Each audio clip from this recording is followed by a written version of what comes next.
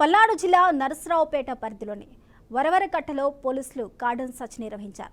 సరైన పత్రాలు లేని 46 బైకులు సీజ్ చేసిన పోలీసులు మారణాదాయాలైన గొడ్డళ్లు, కర్రలు, కత్తులు, దీపావళి బాంబులను స్వాధీనం చేసుకున్నారు.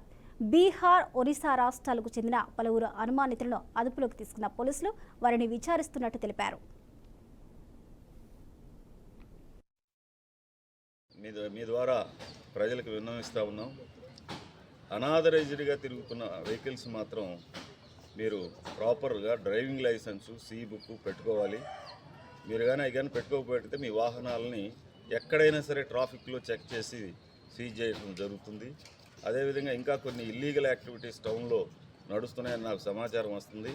వాటిపైన కూడా భవిష్యత్తులో దాడులు చేయడం జరుగుద్ది.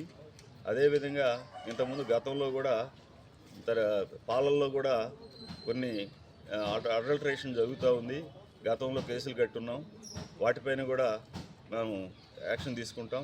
అదేవిధంగా ఈ ఎరువు మందులు కానీ, పురుగు మందులు, తర్వాత వీటికి సంబంధించిన అడల్టరేషన్ కూడా జరుగుతుందని చాలా ఇన్ఫర్మేషన్ ఉంది. భవిష్యత్తులో వాటిపైన కూడా యాక్షన్ తీసుకుంటామని చెప్పేసి మీ ద్వారా ప్రజలకు తెలియజేస్తాం.